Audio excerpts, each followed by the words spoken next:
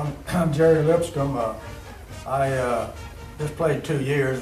First year on the B team with Coach Wise. In my senior year, I got to play under Coach Jones, and I remember what Bert said about Coach Jones being really tough. He was the toughest coach I ever saw. Whenever he put the helmet on and say, "Y'all to hit me," and we'd hit him hard. You know, he said, "Quit pulling punches, hit me hard," and it wouldn't faze him. He's really tough. And I remember in practice, one time we were practicing kicking extra points, and I was playing defense. I kept breaking through the line, sort of getting over to block the ball, and Coach put Tommy Munn there for defense against me. And I tell you, Tommy was the toughest fellow I ever saw. I never got through that line again when he was there blocking me. He was really tough. And you know, we didn't have face masks like y'all said. I remember in a 2 years' time, I had 14 black eyes. One time I did it to myself. We were practicing. I kicked myself in the eye with my knee. So, you know, you have to kind of be careful when you're doing those things. But it was a lot of fun.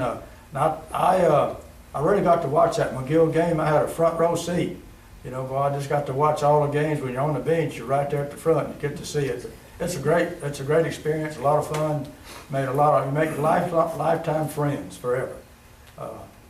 One thing that lets you know too, whenever you get out and play and you got the pads on and you're able to hit and do it and it's not hurting you, you realize that you're as tough as the other guys, and it gives you confidence maybe in your whole life, the rest of your life. That you know that you can compete, and even though maybe you don't do the best. I remember too on the track team under Coach Wise, we were practicing a 440-yard run, and I was running against my cousin Wilmer Lipscomb, and he beat me in the race. And I said, well, I took a step every time he took a step, but he was taller than I was, so his steps covered more territory than mine did. So I got to go to that Montgomery track team too and watch. I didn't get to compete. It's sort of a disadvantage when you're short and your legs are too short. When you take a step, you don't run fast enough, but it's a lot of fun. So I enjoy being on the team and being with these fellas. It's a great experience. I'm Tom Dukes. I played for 4 years with Billy. When we were in the 9th grade, we got drafted to the varsity team because they didn't have enough people to practice without us. So we held the dummies and got beat up that year, but we had a lot of fun. We were the only 2 guys here, I think, that played on the old single wing team with pulling guards and all of that. So we were real happy when Coach Wise came along and started the team. And then that year of 55 was kind of special for us because we had been playing football together since we were in about the 3rd grade.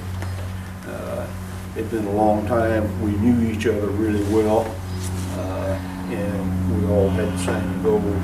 And it was really a special experience to get to play football with those guys, and especially that last year. It was a great year. What you were going to tell us first? Well, one of the things I want to say is also this guy here is #1 in my book, Coach Jones here.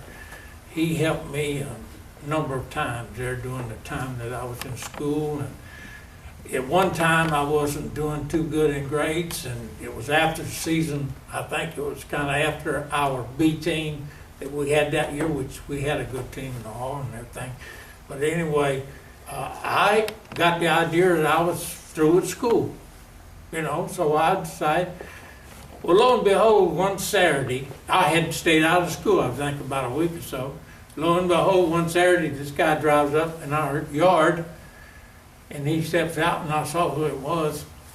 And he came up there and he started talking to me. He said, LD, he says, you know, and we talked about the situation. He says, I want you to play football for me next year.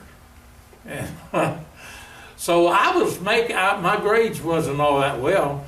And so anyway, matter of fact, after talking with him, I said, well, Coach, I'll tell you what. I said, I'll come back and I'll try to study real hard, and if I can pass, I said, I'll stay with it.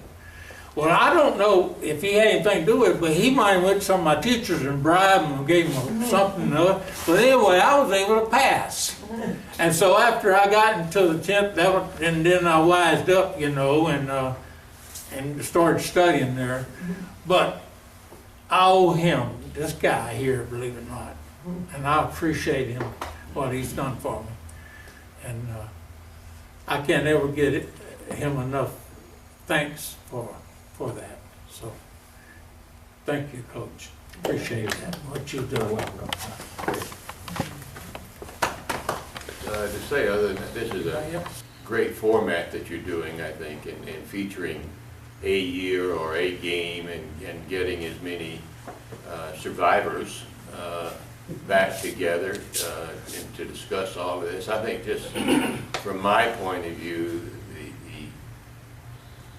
the luck of the draw and getting to grow up in a town like Foley and everything that the small town has to offer, from sports to friendships to great coaching to, you know, to whatever. We thought we had great facilities, I think, growing up in Foley. I mean, we didn't know any different.